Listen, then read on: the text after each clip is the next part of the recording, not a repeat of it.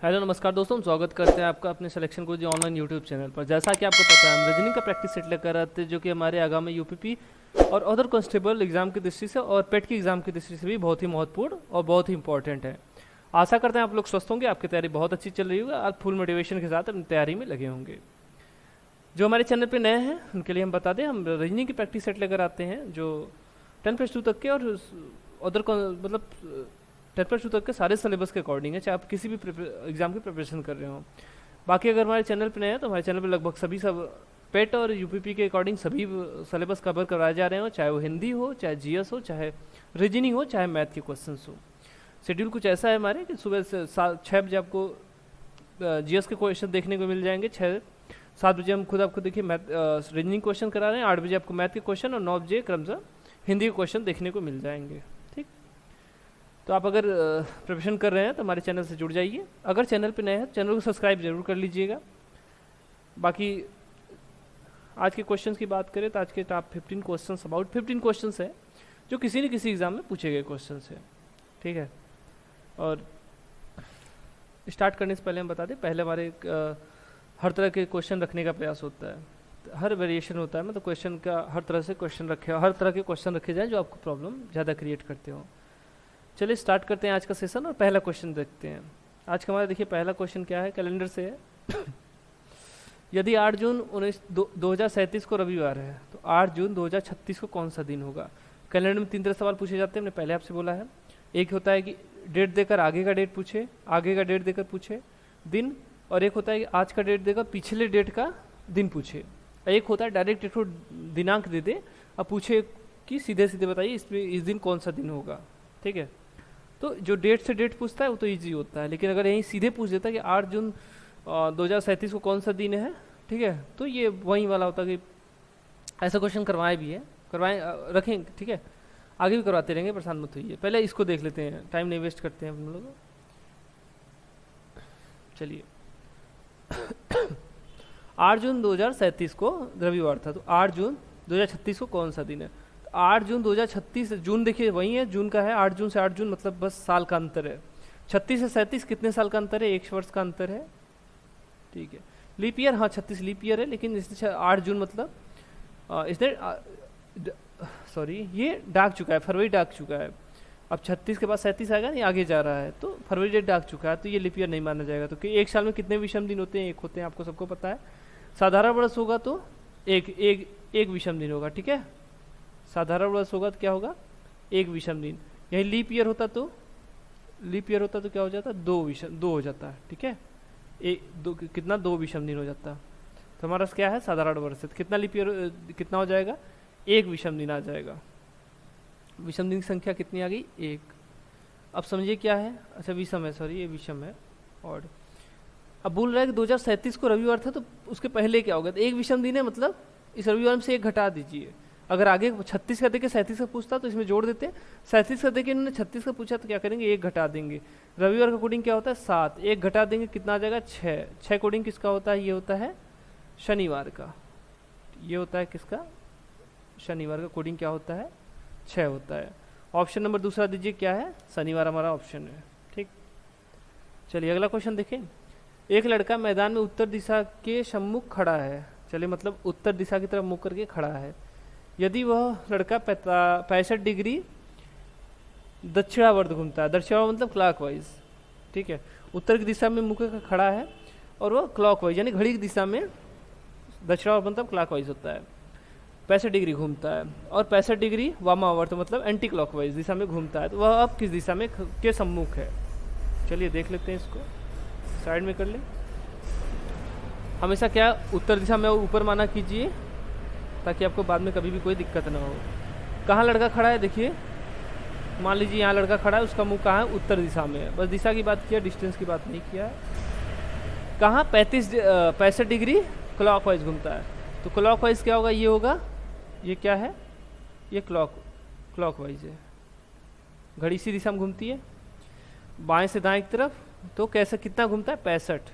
ठीक है, 65 मतलब 25 डिग्री और जो घूम जाता, 65 5 5 10 6 2 8, ठीक है, तो 25 डिग्री और घूम जाता तो कितना आ जाता, 90 हो जाता, लेकिन उसने घूमा कितना, 65 ही घूमा। 65 डिग्री घुमा है, ठीक है। कितना घुमा है? 65 डिग्री घुमा है। अब कहाँ है ये? इस दिशा में है। अब इसने क्या बोला? 155 डिग्री वामावर्त घूमता है। 155 जाने के लिए क्या होगा? पहले 65 यहाँ गया, ठीक है। अब 155 से 65 चल चुका है, तो अब बचा कितना 90, यानी 90 मतलब यहाँ आ गया, ठीक है। अब यहाँ आ गया मतलब सीधे यहाँ से यहाँ का डायरेक्शन क्या होगा? ये कितना हो जाएगा? 155 हो जाएगा, ठीक है। यानी इस दिशा में हो गया। तो इधर उत्तर दिशा है, तो इधर क्या हो जाएगा? पूरब। इधर जब पूरब हो जाएगा, इधर क्या हो जाएगा? पश्चिम। तो उसका मुख किस दिशा में इस समय? ऑप्शन नंबर दूसरा, पश्चिम दिशा में उसका मुख है, ठीक। तो इजी क्वेश्चन था ये। चलिए अगला क्वेश्चन देखें।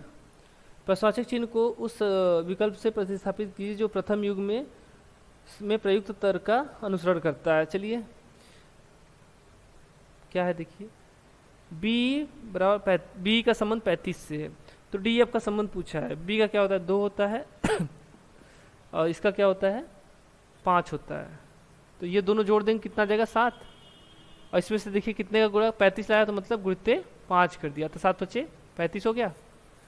डी का देखिए क्या होगा? 4 और इसका 6, 4 + 6, 6 4 10। इसमें 7 से गुणा कीजिए, यही करेगा ना? 5 2 7, हाँ। इसमें 7 से गुणा कीजिए, क्या आ जाएगा? अच्छा 5 से किया, सॉरी 5 से किया। 5 से गुणा करेंगे कितना आ जाएगा? 50 आ जाएगा, ठीक है। 50 यानी ऑप्शन नंबर चौथा ऑप्शन हमारा सही आंसर हो जाएगा, ठीक। चलिए अगला क्वेश्चन देखें। अगला क्वेश्चन हमारा कथन और निष्कर्ष है, ठीक है। तर्क, कथन और तर्क से है। तो आपको यह निर्णय कर लेना है कि कौन सा तर्क एक प्रबल तर्क है और कौन सा तर्क एक कमजोर तर्क है। तो आपको कमजोर की बात नहीं करना है, प्रबल तर्क की बात करना है। क्या है देखिए, कथन क्या दिया हुआ? क्या सार्वजनिक स्थानों पर धूम्रपान पर प्रतिबंध होना चाहिए? ये कथन दिया हुआ है, इसके हिसाब से तर्क पूछ रहा है। तर्क पहला देखिए क्या दिया? हाँ, तर्क पहला देखिए यहाँ से दिया हुआ है। यहाँ तर्क पहला है या दूसरा है? थोड़ा सा टाइपिंग इधर उधर हो गया। हाँ, यह अग्नि दुर्घटनाओं की संभावना को कम करेगा। हाँ, सार्वजनिक स्थल जैसे पेट्रोल पंप या किसी स्थान पर, मतलब आपको सबसे बढ़िया समझने के लिए तो ये पेट्रोल पंप ही आप समझिए, ठीक है। पेट्रोल पंप एक सार्वजनिक जगह है, तो अगर वहाँ पर कोई धूम्रपान करेगा तो आग लगने की संभावना बढ़ सकती है। ट्रेन में कोई धूम्रपान करता है तो वहाँ भी आग लगने की संभावना बढ़ सकती है। संभावना की बात बोला है, ठीक है। तो ये सही ऑप्शन है। जब कोई धूम्रपान नहीं करेगा तो कुछ तो कम होगा, क्या बोलते हैं, फायर एक्सीडेंट। दूसरा देखिए, दूसरा ऑप्शन नहीं, यह प्रभावकारी नहीं होगा। जी गलत है। प्रभावकारी कुछ तो प्रभाव है, दिखेगा ना। संभावना की बात करा तो ये सही है। तो कौन सा है? ऑप्शन नंबर पहला हमारा सही हो गया। तर्क पहला ही प्रबल है, ठीक है। और कोई ऑप्शन तो नहीं मिल रहा है ना? नहीं, पहला ही तर्क प्रबल है। इसके बाद का देखें, दी गई श्रृंखला में प्रश्नवाचक चिन्ह के स्थान पर क्या लिखा जाएगा? C3E5 Z26 J10 और क्वेश्चन मार्क यहाँ दिया हुआ है और उसके बाद 24 दिया है। तो इस प्रश्नवाचक चिन्ह की जगह क्या आएगा, यही पूछ रहा है। ये जो क्वेश्चन है इसको आप कमेंट कीजिएगा, ठीक है। होमवर्क जिसको बोलते हैं, इसको कमेंट कीजिएगा इसका आंसर। आगे देखिए, फिर से हमारा कथन और निष्कर्ष अगला क्वेश्चन हमारा है। इनमें से कौन सा निष्कर्ष कथनों में दी गई जानकारी का तार्किक रूप से अनुसरण करता है? चयन कीजिए। कथन देखिए क्या है, कुछ गाने बोल हैं, कुछ बोल वस्तुएं हैं। निष्कर्ष पूछ रहा है, कुछ गाने वस्तुएं हैं, कुछ बोल गाने हैं। क्या कीजिए, हमने आपको जब भी कैसे क्वेश्चन कराया था हमने क्या बोला? हमेशा आपका क्या होना चाहिए? वेन डायग्राम बहुत बेहतरीन होना चाहिए इसके लिए। कुछ गाने बोल हैं, कुछ गाने यानी सम सॉन्ग आर, कुछ गाने क्या हैं? लिरिक्स यानी बोल है। ये होता है लिरिक्स का, हाँ ऐसे कुछ होता है लिरिक्स। कुछ बोल वस्तुएं हैं, सम लिरिक्स आर थिंग्स, ठीक है। अब क्या पूछ रहा है? कुछ गाने वस्तुएं हैं, कुछ गाने वस्तु के बारे में देखिए डायरेक्ट कुछ नहीं बोला है। जब डायरेक्ट नहीं बोला तो या में बाद में हो सकता है, ठीक। लेकिन अगर उससे पहले उसके बाद भी देख लीजिए, कुछ बोल गाने हैं, कुछ बोल गाने हैं, हाँ कुछ बोल क्या है? गाने। ये वाला हिस्सा देखिए, कुछ बोल गाने यानी दूसरा सही हो जाएगा। दूसरा सही हुआ तो या की कोई बात ही नहीं हुई। तो क्या है हमारा निष्कर्ष? दूसरा सही है, ऑप्शन नंबर बी। केवल निष्कर्ष 2 अनुसरण करता है, ठीक है। चलिए अगला क्वेश्चन देखें। दी गई श्रृंखला में अगला पद ज्ञात कीजिए। देखिए क्या है, एक्स कम्युनिकेशन को क्या लिख रहा है? OWMUNICAT लिख रहा है। कितने वर्ड है? 2 2 4 2 6 2 8 2 10 2 12 2 14 1 15 है। लिख कितना रहा है? 2 2 4 2 6 2 8 1 9 लिख रहा है। अगर कम कितना किया? 6 कम किया है। यहाँ देखिए ओ डब्ल्यू एम यू कहाँ है? ओ देखिए यहाँ है, O W M U N I C A T तक है, यहाँ तक है, यहाँ से स्टार्ट यहाँ तक है। तो इसने क्या किया? शुरू का 3 छोड़ दिया है, लास्ट का 3 छोड़ दिया है। ये इसमें तो यही किया है, आगे वाले में देखिए एक्स कम्युनिकेशन को क्या लिख रहा है? एक्स कम्युनिकेशन को यन नहीं है लास्ट में, ठीक है, वो यन नहीं होना चाहिए, यन नहीं है, चलिए ठीक है। तो इसने क्या लिख रहा है? WMU NICA मतलब क्या? फिर देखिए यहाँ से 3 छोड़ दिया, CA तक बस है, और यहाँ से भी 3 छोड़ दिया, ठीक। अब इसके बाद किसका पूछा है? कम्युनिकेशन में TI तक ही दिया हुआ है, तो हम पीछे से 3 हटा देते हैं। देखिए ATI यहाँ से हटा दीजिए, COM यहाँ से हटा दीजिए, बचा क्या है? MUNIC, यही बच रहा है, MUNIC, ठीक। ऑप्शन नंबर चौथा क्या कर रहा है? 3 काटता चला जा रहा है उसके, ठीक ठीक, जो संख्या जो भी सब दिया उसमें से 3 घटाता चला जा रहा है, 3 इधर 3 उधर से छोड़ते चला जा रहा है। अगला क्वेश्चन देखिए, चलिए आज का हमारा अगला क्वेश्चन है ब्लड रिलेशन से। एक पुरुष की ओर इशारा करते हुए एक महिला ने कहा, उसकी माता की इकलौती पुत्री मेरी माता है। पुरुष का महिला से क्या संबंध है? क्या बोल रही है? एक पुरुष की ओर इशारा करते हुए महिला ने कहा, उसकी माता, किसकी? जो भी मेल कैंडिडेट है यानी पुरुष है, उसकी माता यानी इसकी माता मान लेते ये हो गई, ठीक है। इसकी माता की माता यानी इसकी माता, इसके माता की माता मतलब उसकी नानी हो गई। बी कौन होगी? नानी होगी, उसकी माँ की माँ नानी हो गई उसकी माता की इकलौती पुत्री, नहीं इसकी इकलौती पुत्री तब कौन हो गई? ए हो गई। मेरी माता यानी उस महिला की क्या है? उस महिला की क्या? माता है। तो इसकी माता ए है, उस महिला की माता ए है, मतलब ये दोनों क्या है? सॉरी ये महिला है, पुरुष लिख दिया, ये महिला है, ठीक, ये महिला है। तो ये दोनों क्या हो जाएंगे? ये दोनों भाई बहन हो जाएंगे। तो पूछा है पुरुष का महिला से क्या संबंध है? पुरुष का महिला से यानी महिला पुरुष को क्या बुलाएगी? तो उसका भाई होगा। ऑप्शन नंबर तीसरा उसका भाई है, ठीक है। सरल क्वेश्चन था ये थोड़ा। चलिए इनमें से कौन सा कथन निष्कर्ष से, फिर से हमारा क्वेश्चन है, इनमें से कौन सा निष्कर्ष कथन अच्छा दी गई जानकारी का समुचित संदेश पर तार्किक रूप से अनुसरण करता है क्या? चलिए अच्छा ठीक है, मतलब सीधा सीधा कथन का कौन सा निष्कर्ष अनुसरण करता है, ठीक। क्या है देखिए, प्रत्येक ऑस्ट्रेलियाई 6 भाषा बोलते हैं। इसको साइड कीजिए। प्रत्येक ऑस्ट्रेलियाई कितने भाषा बोलते हैं? 6 भाषा बोलते हैं, ठीक है। ऑल ऑस्ट्रेलियन यानी सभी ऑस्ट्रेलियाई क्या बोलते हैं?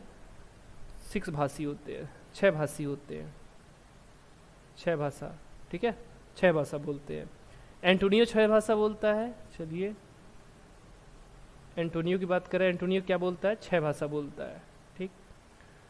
अब देखिए निष्कर्ष में देखिए, एंटोनियो का ऑस्ट्रेलियाई है, ये हो सकता है क्योंकि इसने ये नहीं बोला केवल प्रत्येक ऑस्ट्रेलियाई, केवल ऑस्ट्रेलियाई 6 भाषा बोलते तब एंटोनियो ऑस्ट्रेलियाई हो सकता था, लेकिन इसने बोला है कि प्रत्येक ऑस्ट्रेलियाई 6 भाषा बोलता है, मतलब जितने ऑस्ट्रेलिया के लोग हैं वो 6 भाषा बोलते हैं, और बाहर के भी वो दूसरे लोग भी 6 भाषा बोल सकते हैं। तो एंटोनियो क्या है? ऑस्ट्रेलियाई है, ये एक संभावना है, हो सकता है, लेकिन बाकी गलत है। अगर संभावना में है तो सही है, बाकी गलत है, ठीक। दूसरे देश के लोग 6 भाषा नहीं बोल सकते, गलत है, ठीक, गलत है, इसने मना नहीं किया है। तो क्या हो जाएगा हमारा? दोनों ऑप्शन गलत हो जाएगा। तो ऑप्शन नंबर तीसरा क्या होगा? दोनों निष्कर्ष अनुसरण, सॉरी न तो एक और एंटोनियो एक ऑस्ट्रेलियाई है, नहीं, तो न तो एक और न ही 2 अनुसरण करता है, ठीक है। ऑप्शन नंबर डी, समझ गए। चलिए आगे देखिए। चलिए उस प्रश्न में कथन में विभिन्न तत्वों के बीच संबंध दर्शाए गए हैं। इस कथन के बाद 2 निष्कर्ष दिए गए हैं, ठीक। तो कौन सा निष्कर्ष सही होगा, यही आपको बताना है। पहला देखिए क्या है निष्कर्ष, yes is less than N. Yes क्या है? लेस देन यन है। यहाँ देखिए यस किससे छोटा है? यस छोटा है किससे? ए से छोटा है। ये छोटा किससे है? यन से। तो यहाँ हम डायरेक्ट बोल सकते हैं यस किससे छोटा है? यस यन से छोटा है, यही इसने बोला था, यहाँ यही बोला, यानी ये सही है, ठीक। अब इसने क्या बोला? D is greater than A. D और ए के बारे में अगर ग्राफ बनाए यहाँ से, तो डी और ए के बारे में, डी देखिए क्या है? डी बड़ा है। डी बड़ा है किससे? यन से। यन बड़ा है किससे? ए से, ठीक है। इसने क्या बोला है कि ए इज लेस देन डी, मतलब ए क्या है, डी से छोटा है, डी से नीचे है तो डी से छोटा होगा, यानी ये वाला ऑप्शन भी हमारा सही हो जाएगा। ठीक है, ये ऑप्शन, दोनों ऑप्शन सही हो जाएंगे। कोई ऑप्शन है ई, दोनों निष्कर्ष 1 और 2 अनुसरण करते हैं। ठीक, बाकी आप लोग इसमें कुछ और बेहतर लग रहा हो तो आप जरूर कमेंट कीजिएगा। चलिए अगला क्वेश्चन देखें। प्रश्नवाचक चिन्ह को उस विकल्प से प्रतिस्थापित कीजिए जो युग्मों में अनुसारित तर्क का अनुसरण करता है, अनुसरित तर्क का अनुसरण करता है। अच्छा देखिए क्या है, 21 मतलब 210 और 27, 210-27 का संबंध 12 से है, 325 और 325-76 का संबंध पूछा है, यानी कि इसको क्या बोल सकते हैं, 21,027 का संबंध 12 से है, 32,576 का संबंध पूछा है। देखिए इसमें गुणा या भाग देने से बढ़िया है पहले अंकों से इसको खेल लीजिए। ठीक है, देखिए 2 1 3, 3 2 5, 5 7 5 12, 7 + 5 कितना आ गया 12, यानी अंकों का सीधे सीधे योग कितना 12 आ जा रहा है। यहाँ देखिए 3 2 5, 5 5 10, 10 7 17, 17 6 23, कितना आ गया 23 आ गया। इनके अंकों का योग कितना आ गया 23, ऑप्शन नंबर दूसरा। ठीक है, क्या आ गया 23। इसके बाद अगला देखिए, चलिए एक निश्चित कूट भाषा में लर्न लाइफ लेसन को LOMA के रूप में लिखा गया है। लेसन आर गुड को PIRH के रूप में लिखा गया है। लीड गुड लाइफ को LOJPI के रूप में लिखा जाता है। तो लर्न का पूछ रहा है, उस भाषा में लर्न को किस तरह से कुटिबद्ध किया जाएगा। देखिए पहला और दूसरा, देखिए लर्न लाइफ लेसन में और लेसन आर गुड में एक चीज़ कॉमन आपको मिल जाएगी, क्या, LESSO, यानी लेसन मिल गया। इनके कोडिंग में यदि कॉमन देखे तो हम क्या मिलेगा हमको, MA, इनके दोनों के कोडिंग में क्या कॉमन है, MA कॉमन है, यानी लेसन का क्या हो जाएगा, MA हो जाएगा। और पहले और तीसरे का देखिए लीड गुड लाइफ, लाइफ का इन दोनों से लाइफ का मिल जाएगा, इन दोनों से हमको क्या मिल जाएगा, लाइफ का मिल जाएगा। लेसन और लाइफ का अगर मिल जाता है तो जो बचेगा वो लर्न का हो जाएगा। तो पहला और तीसरा देखिए तो इसमें क्या मिल जाएगा हमको, लाइफ का मिलेगा। कोडिंग में देखिए क्या कॉमन है, LO, यानी लाइफ का क्या हो जाएगा LO। ठीक, अब इसमें देखिए LO किसका हो गया, लाइफ का हो गया, MA किसका हो गया, लेसन का हो गया। ये बचा KU किसका हो गया, लर्न का हो गया। ठीक है, लर्न का क्या हो जाएगा KU, यानी ऑप्शन नंबर पहला हमारा सही आंसर हो जाएगा। ठीक, चलिए आगे देखें। अगला क्वेश्चन हमारा ब्लड रिलेशन से, चलिए अगला क्वेश्चन हमारा ब्लड रिलेशन से क्या है, ई डी की पुत्री है, ई किसकी पुत्री है, डी की पुत्री कौन है, ई, ये महिला है। ई डी की पुत्री है जिसकी पत्नी सी है, जो जिसका इसको जो बोले तो ये दूसरे के लिए बोलता है हमेशा। ठीक है, तो डी किसकी पत्नी है, सी की पत्नी है, यानी ये महिला है, पुरुष है, ये दोनों क्या है, पति पत्नी है। उसके बाद देखिए क्या बोला है, सी ए की पुत्री है, सी किस जिसकी पत्नी सी है, सॉरी उल्टा हो गया, डी की पत्नी है सी। ठीक है, डी की पत्नी कौन है, इसकी पत्नी कौन है, सी है। चलिए सी ए की पुत्री है, यानी इसकी माँ कौन है, ए है। ठीक, जिसका पति बी है, यानी ए का पति कौन है, बी है, ये दोनों पति पत्नी है।